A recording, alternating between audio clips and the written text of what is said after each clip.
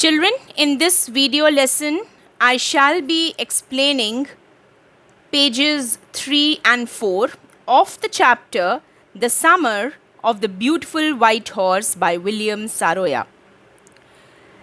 Children, we have already read that the two main characters, namely Aram and Murad, are passionate about horses, and riding a horse was like a delightful dream come true.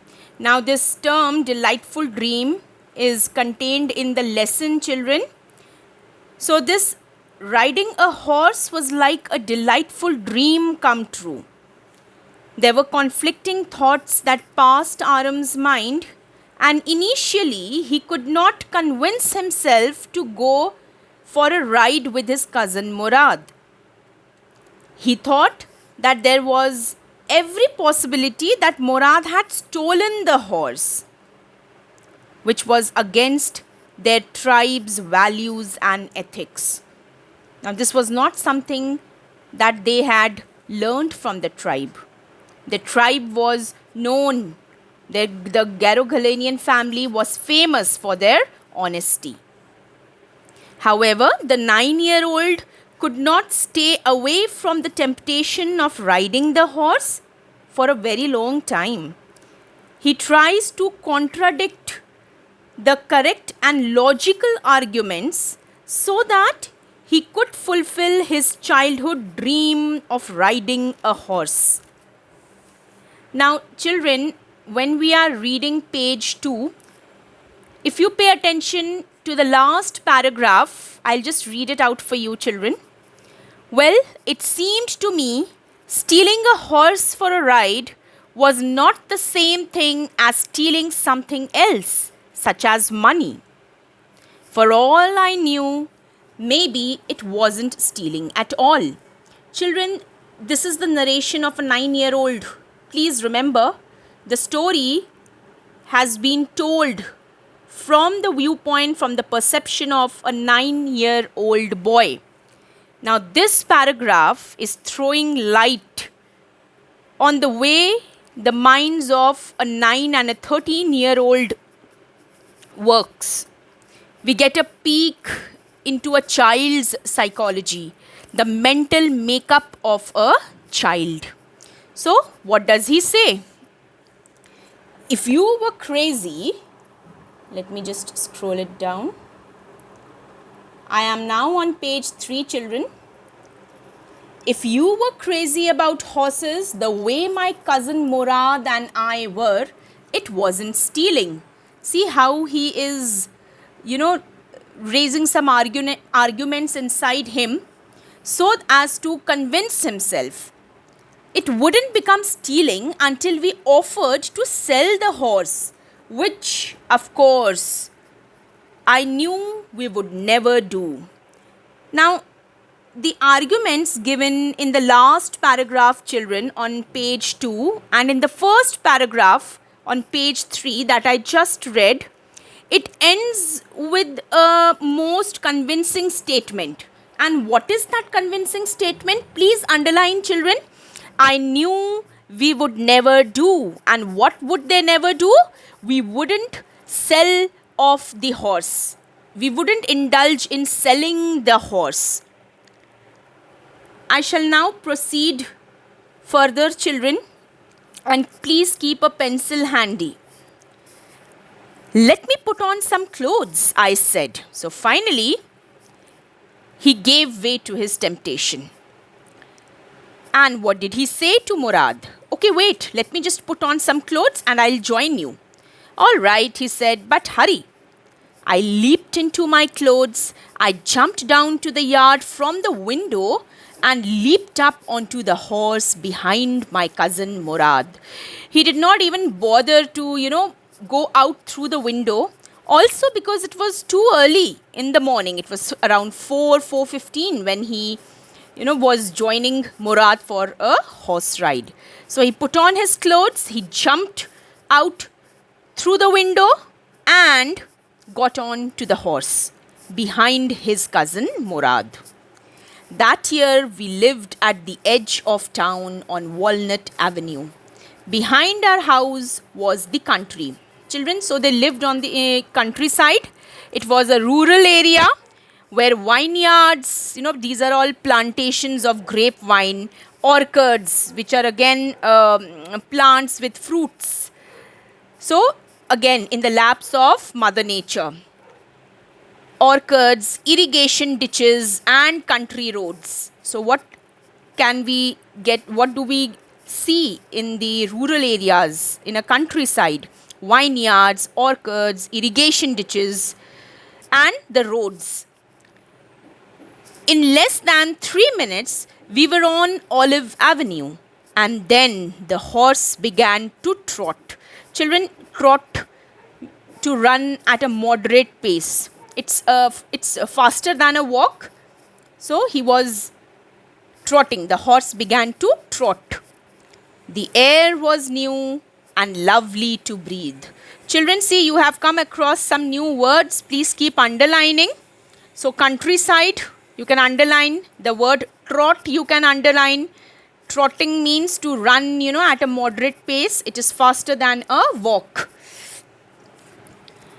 The feel of the horse running was wonderful. Now both of them were riding the horse, and the air, it was pure and lovely to breathe. It was cool, it was pure, so they were enjoying the breeze.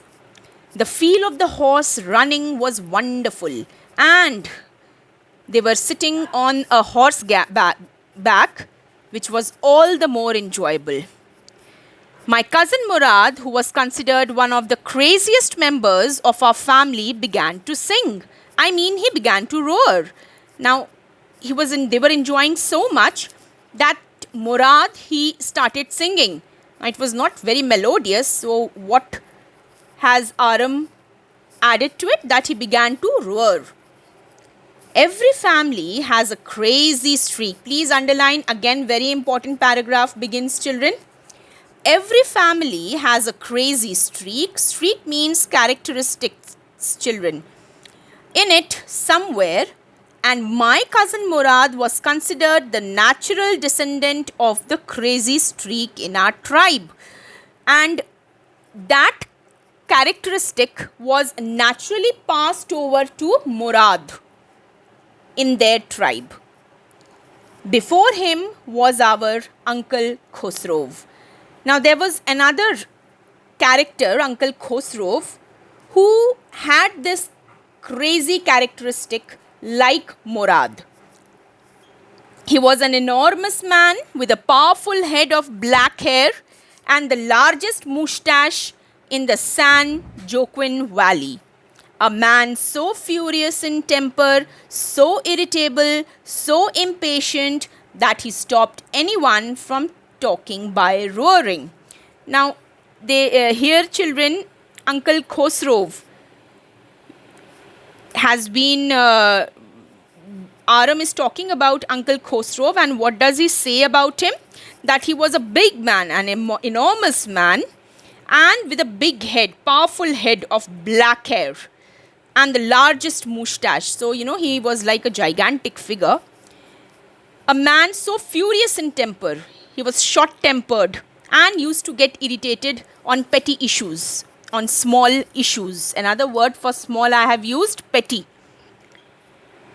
And he would stop anyone from talking by roaring. He used to speak in such a loud voice that anybody who was talking to him would just fall quiet. So impatient that he stopped anyone from talking by roaring. He was an impatient man. It is no harm. Pay attention to it. Pay no attention to it. He's saying he had a pet dialogue. And what was it? It is no harm. Pay no attention to it. Whenever he entered into a conversation, he always used to utter these words. It is no harm. Pay no attention to it. Means the matter is of no importance. No need to pay attention to it. So this was his pet dialogue. That was all. No matter what anybody happened to be talking about. So whatever was the topic, this was the pet dialogue.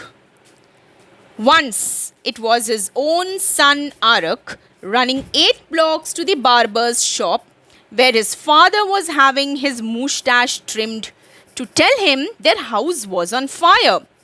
Now, one day, what happened? He is narrating an incident.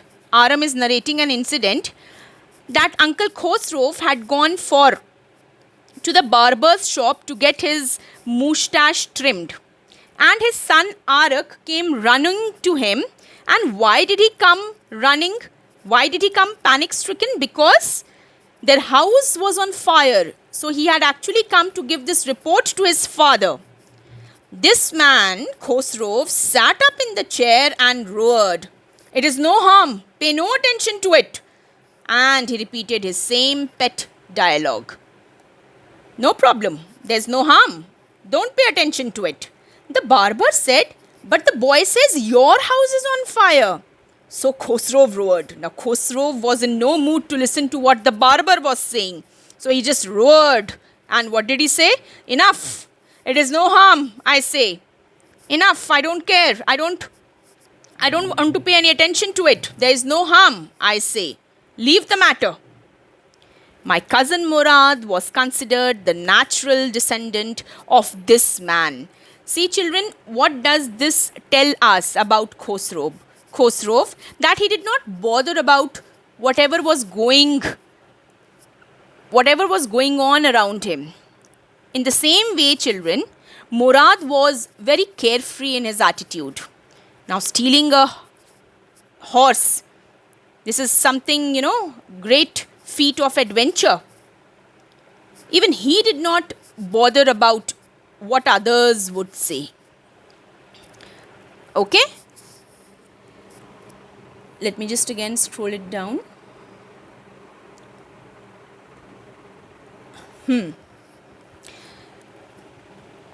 My cousin Murad was considered the natural descendant of this man, although Murad's father was Zorab, who was practical and nothing else. Now, Murad's biological father was Zorab. So, he was the son of Zorab, and Zorab was very logical. He took logical decisions in life. He had a rational outlook towards life. Who? Murad's father, Zorab. That's how it was in our tribe. Now, he's again explaining that how it was in their tribe. A man could be the father of his own son's flesh, but that did not mean that he was also the father of his spirit. Now, what does Aram say here? That it was not necessary that a child would inherit the traits of his biological father. Okay, I hope you understand the meaning of traits, characteristics. So, even though Zorab was the biological father of Murad, Murad did not inherit the characteristics of logical thinking and a rational outlook towards life from Zorab. He was crazy, as if he had taken these traits from Khosrow, as if these traits were passed over to Murad from Khosrow. So this is what he is saying. A man could be the father of his own flesh, but that did not mean that he was also the father of his spirit. Spirit over here means the characteristics. The distribution of the various kinds of spirit of our tribe had been from the beginning capricious and vagrant. Please underline, these are again two new words, capricious and vagrant. Capricious is unstable, something that does not change, and vagrant is wanderer, a wanderer. Okay, so these qualities and these characteristics, they were not stable, they kept on wandering and were passed from one person to another, not necessarily from the biological father to his son. We rode and my cousin Murad sang. For all anybody knew, we were still in the old country where, at least according to some of our neighbors, we belonged. Now, what were they doing? Now, the cousin Murad and Aram, they were riding the horse and they were singing. They were enjoying. This was the best time of their life.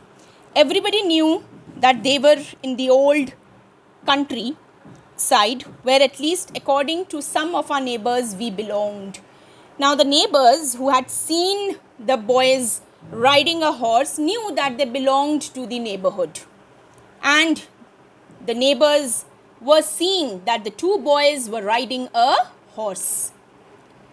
We let the horse run as long as it felt like running. Please underline, children. We let the horse run as long as it felt like running.